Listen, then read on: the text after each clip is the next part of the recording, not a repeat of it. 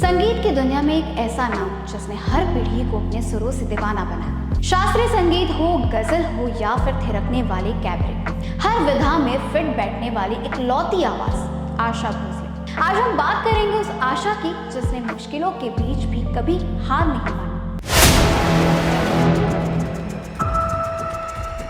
जी हाँ, नमस्ते नमस्कार, मैं हूं विधि सिंह और आप देख रहे हैं फोपीएम महाराष्ट्र।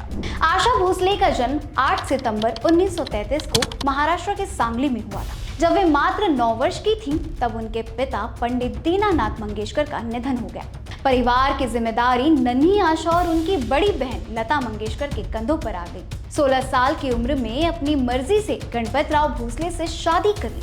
आशा ताई का शुरुआती जीवन किसी फिल्म से कम नहीं था, लेकिन जब शादी टूटी तो गोद में 2 बच्चे और पेट में तीसरा बच्चा था। उस दौर में उन्होंने हार मानने के बजाय संघर्ष चुना।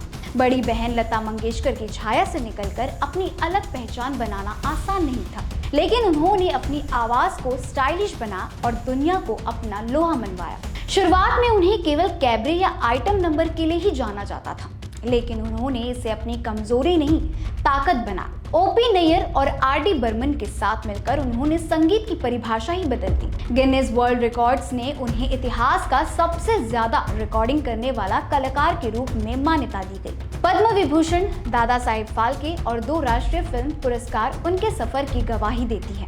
आशा ताई का सम्मान केवल कलाकारों में नहीं, बल्कि देश के सबसे बड़े राजनेताओं में भी रहा है। उनके निधन पर महाराष्ट्र के बड़े नेताओं ने दिल खोलकर अपनी भावनाएं व्यक्त की। मुख्यमंत्री देवेंद्र फडणवीस और उप मुख्यमंत्री सुनेत्रा पवार ने उन्हें मधुरता की साम्राज्ञी बताते हुए इसे एक युग का अंत कहा। वहीं शिवसेना के नेता अंबादास दानवे ने आशा जी को सुरों की दुनिया की अटूट ऊर्जा कहा और शास्त्रीय से लेकर पॉप संगीत तक उनके राज करने की प्रशंसा की। वहीं उद्धव ठाकरे का कहना है कि आशा ताई केवल एक गायिका नहीं, बल्कि महाराष्ट्र का अभिमान है। उन्होंने अपनी आवाज से संगीत के आकाश को समृद्ध किया। मातोश्री और मंगेशकर परिवार का रिश्ता बहुत पुराना है। उनकी आवाज हमारे घरों में हमेशा गूंजती रही। ये पूरे महाराष्ट्र के लिए एक व्यक्तिगत क्षति है। वहीं राज ठाकरे का कहना है कि आशा ताई एक वर्सेटाइल कलाकार थी। उनके जैसा प्रयोगधर्मी गायक सदियों में एक बार आता है। उन्होंने शास्त्रीय से लेकर पॉप तक जो सफर तय किया, वे किसी चमत्कार से कम नहीं है। वे एक शेरनी की तरह लड़ी और संगीत की दुनिया पर राज किया। मेरा और उनका रिश्ता शब्दों से परे है। वहीं संजय राउत का कहना है कि आशा ताई का जाना एक महान युग का अंत है।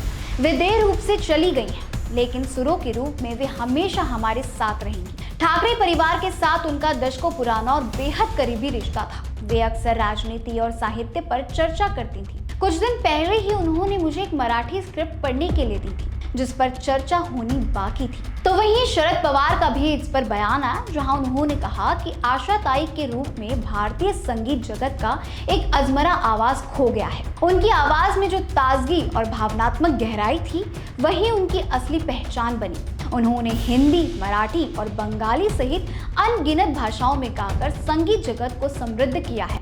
ये संगीत एक स्वर्ण युग का अंत है।